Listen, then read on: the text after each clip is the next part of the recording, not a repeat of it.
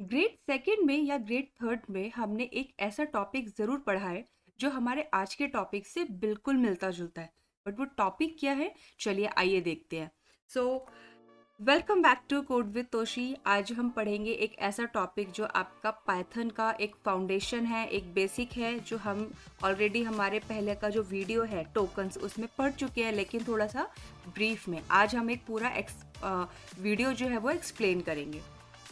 तो आज का जो हमारा वीडियो है वो है आइडेंटिफायर्स के बारे में कि आइडेंटिफायर्स क्या होते हैं। बट उससे पहले हम वो टॉपिक पढ़ते हैं जो हमने शायद सेकंड या थर्ड में पढ़ा था कि नाउन्स क्या होते हैं। तो नाउन क्या होते हैं ये हम सबको पता है, हम सब ने पढ़ा है कि किसी भी पर्सन, प्लेस, एनिमल, थिंग के नाम को हम लोग नाउन कहते हैं, राइट। जैसे राम हो गया, दिल्ली हो गया, कोई बुक हो गया, मतलब इनका कोई ना कोई नाम होता है, राइट। तो वैसे ही पाइथन में भी हर एक चीज का नाम होता है और उन्हीं नाम को हम बोलते हैं आइडेंटिफायर्स। मजा आया ना? सिंपल है। सो आइडेंटिफायर्स बेसिकली क्या होते हैं? आइडेंटिफायर्स आपका जो है एक नाम है जो हम अपने वेरिएबल्स को, फंक्शंस को, ऑब्जेक्ट्स को, क्लासेस को, मॉड्यूल्स को देते हैं। तो और ये करता क्या है, ये आपको आइडेंटिफाई करने में क्या करता है, हेल्प करता है। जैसे सपोज अगर क्लास में बहुत सारे स्टूडेंट्स हैं, ठीक है। अब मुझे अगर किसी का नाम ही नहीं पता तो मैं उनको कैसे बुलाऊंगी? ऐसे थोड़ी बोलूंगी, ओए इधर आ। नहीं ना, ऐसे हम नहीं बुलाते हैं किसी को भी। तो आपको जो है उनका नाम पता होना चाहिए, या अगर आप किसी प्लेस पर जाना चाहते हो तो आपको उस प्लेस का नाम पता होना चाहिए। आप ऐसे तो नहीं बोलोगे किसी को कि आप उधर चले जाओ, अब उधर कहाँ जाना है हमें नहीं पता। तो मतलब नाम जो है एक कहते हैं ना नामकरण, जो वो ज़रूरी है। तो पाइथन में भी वही चीज़ हमारे लिए ज़रूरी है, to identify different things in a program, right. अब सोचो, आपकी आपके सभी दोस्त बिना नाम के अगर हो तो आप उन्हें कैसे बुलाओगे? कंफ्यूजिंग है ना। तो इसलिए प्रोग्रामिंग में भी ऐसा ही है। तो आइडेंटिफायर्स क्या करते हैं, आइडेंटिफायर्स हमारे कोड को थोड़ा सा रीडेबल बनाते हैं और मैनेजेबल बनाते हैं, राइट। तो सोचो अगर हमारे पास ये आइडेंटिफायर्स ना हो तो हम क्या करेंगे? हमारा कोड जो है वो बिल्कुल एक पजल की तरह हो जाएगा, हमें पता ही नहीं होगा कि कहाँ पे हमने वेरिएबल्स डिक्लेयर किया है, ये क्या है, ये हमारा फंक्शन है, क्या ये हमारा क्लास है, क्या ये हमारा मॉड्यूल्स है, हमें नहीं पता चलेगा। तो अब बात करते हैं कुछ रूल्स की, कि अगर हमने सपोज किसी का नाम रखना है तो वो तो हमने नाम रख दिया, लेकिन नाम रखने के पाइथन में आपके पास कुछ रूल्स होते हैं। हम ऐसे ही किसी का नाम नहीं रख सकते। अगर आपको वेरिएबल कुछ डिफाइन करना है, तो अगर सपोज आपको किसी की एज पता करनी है, या आप एज नाम का कोई प्रोग्राम बना रहे हो, तो उसके भी जो है आपके पास रूल्स होने चाहिए कि आप उस एज को कैसे डिफाइन करोगे। तो सबसे पहला जो हमारा रूल होता है वो है कि आप स्टार्ट कर सकते हो लेटर से या फिर अंडरस्कोर से। सेकंड होता है कि हम लेटर यूज कर सकते हैं, नंबर्स यूज कर सकते हैं, एंड अंडरस्कोर यूज कर सकते हैं। अंडरस्कोर जो है वो आपको अलाउड होता है। अब कौन से रूल्स वो हैं जो हमें बिल्कुल भी यूज नहीं करना है, एकदम बड़ा वाला आपको जो है रेड क्रॉस लगा देना है उन पे, कि आपका जो है लेटर वो स्टार्ट हो सकता है लेटर ए से लेके जेड जेड तक कैपिटल्स में, और स्मॉल में it means upper case and lower case, लेकिन नंबर से स्टार्ट नहीं हो सकता। नंबर आ सकता है बाद में, लेकिन स्टार्टिंग में नहीं आ सकता। नेक्स्ट है कि आप जो है उसमें स्पेशल सिंबल्स जो है वो यूज़ नहीं कर सकते। जैसे डॉलर का साइन हो गया, एट द रेट हो गया, हैश हो गया, डॉट हो गया, ये स्पेशल सिंबल आप यूज़ नहीं कर सकते हो एक्सेप्ट अंडरस्कोर। नेक्स्ट होता है कि हम कीवर्ड्स को यूज़ नहीं कर सकते। अगर आपको याद होगा कि हमने कीवर्ड्स जो है एक लास्ट क्लास में पढ़ा था, कि कीवर्ड्स जो है उनका एक स्पेशल टास्क होता है, वो रिजर्व वर्ड्स होते हैं, तो उनको हम as a variables, as a functions use नहीं कर सकते, राइट। तो ये हमारे कुछ ऐसे रूल्स हैं आइडेंटिफायर्स के जो आपको पता होना चाहिए जब आप वेरिएबल्स को या फंक्शंस को या मॉड्यूल्स को डिफाइन करते हो। नेक्स्ट एक सबसे कॉमन मिस्टेक जो आती है वो होती है हमारी केस सेंसिटिविटी। पाइथन जो है वो थोड़ा सा केस सेंसिटिव है, मतलब कि पाइथन में जो है आपका ये जो हमने यहाँ पे आइडेंटिफायर्स लिए हैं थ्री, एज, एज और एज, पाइथन क्या करेगा, इन तीनों को ही वो डिफरेंटली ट्रीट करेगा। अब हमें देखने में तो ये सेम लग रहा है कि तीनों में स्पेलिंग सेम है, बिल्कुल एग्जैक्टली सेम लेटर्स है, लेकिन पाइथन क्या करता है, पाइथन इनको डिफरेंटली ट्रीट करेगा, क्योंकि एक लोअर केस में है, एक अपर केस में है, राइट। तो पाइथन के लिए जो है केस सेंसिटिविटी बहुत एक सीरियस इशू है, कि वो क्या करेगा, सबको अलग अलग ही ट्रीट करेगा, सेम नहीं करेगा। मतलब जैसे कि लाइक आपका नाम या आपका निक नेम, एक ही पर्सन है, सेम पर्सन है, लेकिन नाम्स जो है वो डिफरेंट है, ठीक है। तो पाइथन में भी सेम केस सेंसिटिविटी होती है, कि वो अपर केस और लोअर केस दोनों लेटर्स को जो है वो डिफरेंटली ट्रीट करता है। तो ये था हमारा अब तक का थियोरिटिकल पार्ट जो हमने अभी पढ़ा है।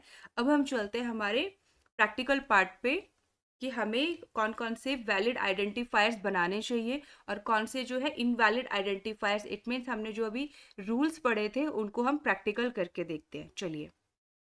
सबसे पहले जो हमारा रूल था वो था कि हमारा लेटर जो है, हमारा जो वेरिएबल्स या फंक्शंस आप जो भी डिफाइन कर रहे हो, वो हमेशा स्टार्ट होना चाहिए लेटर्स के साथ, राइट। यहाँ पर मैंने लिखा नेम इज इक्वल्स टू, यहाँ पे हमने नेम डिफाइन कर दिया पाइथन। जब आप इसको यहाँ पे रन करोगे, आपको कोई भी एरर जो है वो यहाँ पर नहीं मिलेगा। नीचे आपको कोई भी रेड कलर से यहाँ पे एरर जो है वो नहीं दिख रहा।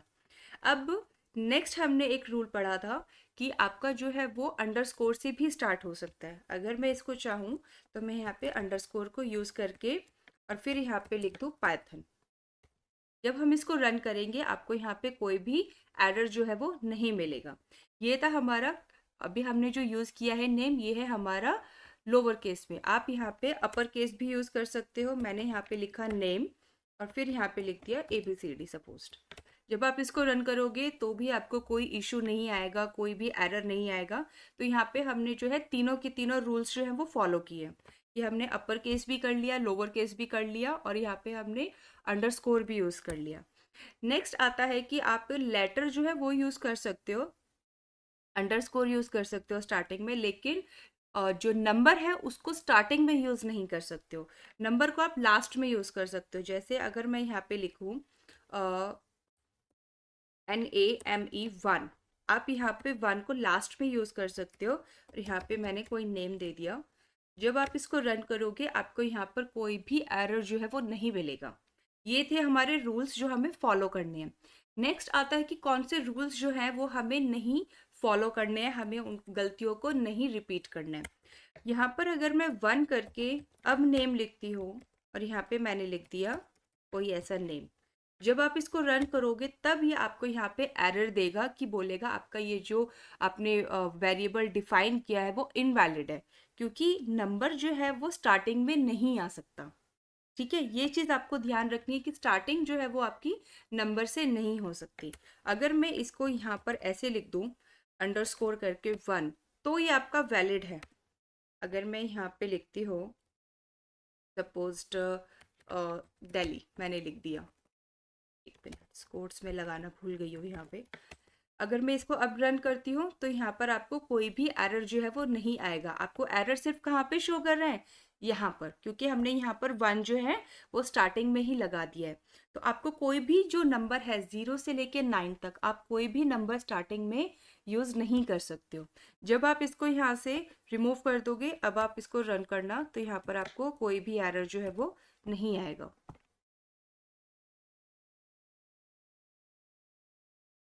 राइट, अब आपको यहाँ पे कोई भी एरर जो है वो नहीं आएगा।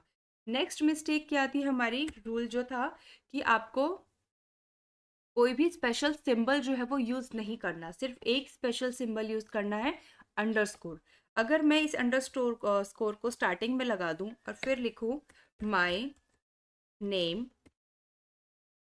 इज, अब आप यहाँ पे लिख सकते हो, मैंने यहाँ पे लिख दिया पाइथन। आप इसको रन करो, कोई भी आपको इशू नहीं आएगा, कोई एरर नहीं आएगा।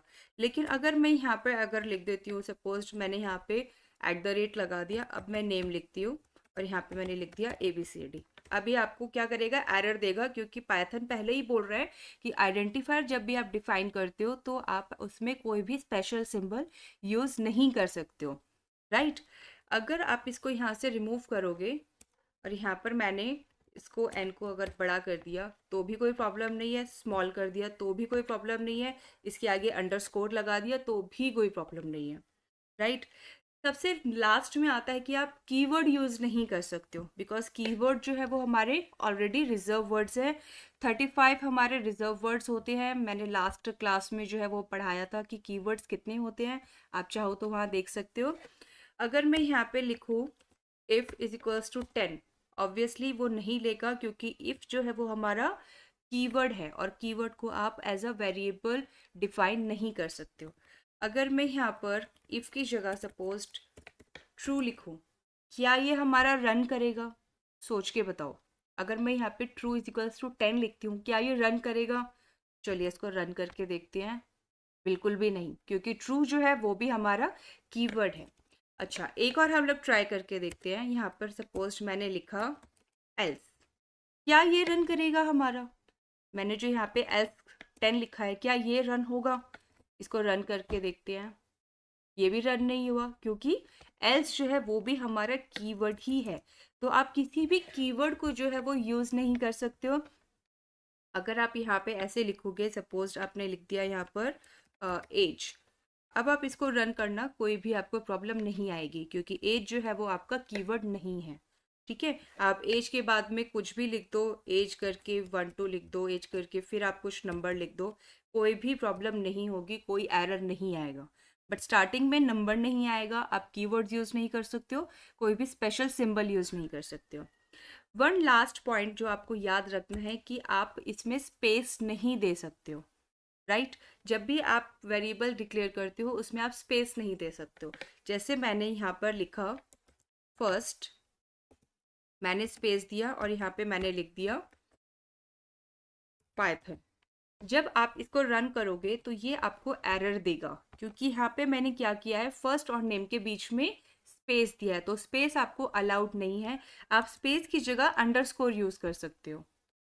अब आप इसको रन करोगे तो आपको कोई भी एरर जो है वो नहीं आएगा, राइट?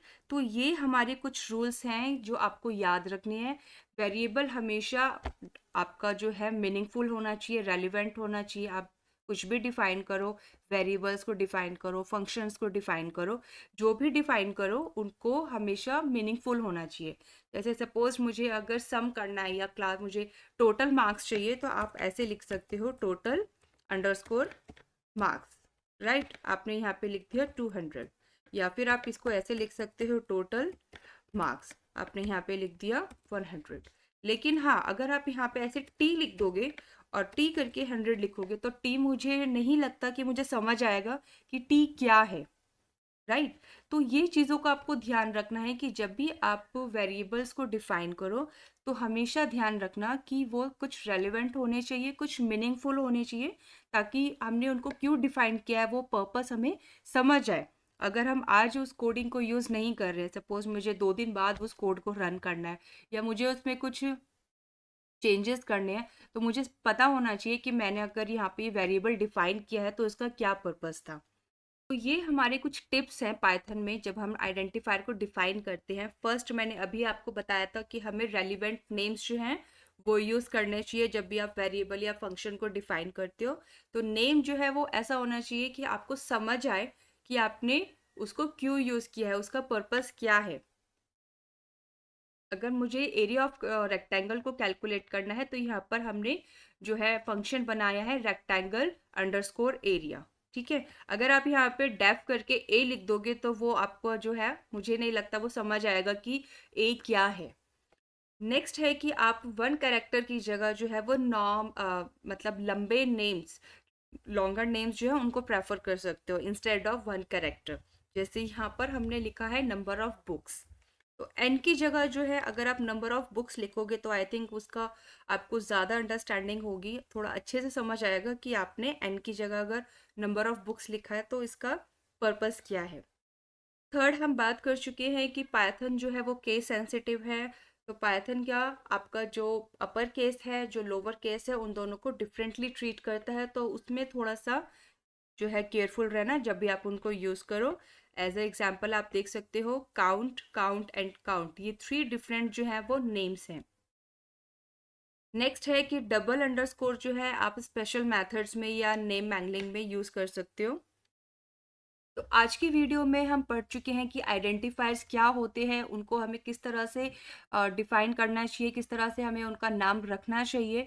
तो आज का वीडियो अगर आपको समझ आया हो तो ज़रूर लाइक करना, सब्सक्राइब करना, और आगे की जो वीडियोज़ हैं उसमें भी हम ऐसे ही मीनिंगफुल चीज़ें पढ़ेंगे और अच्छे से उस चीज़ को समझेंगे।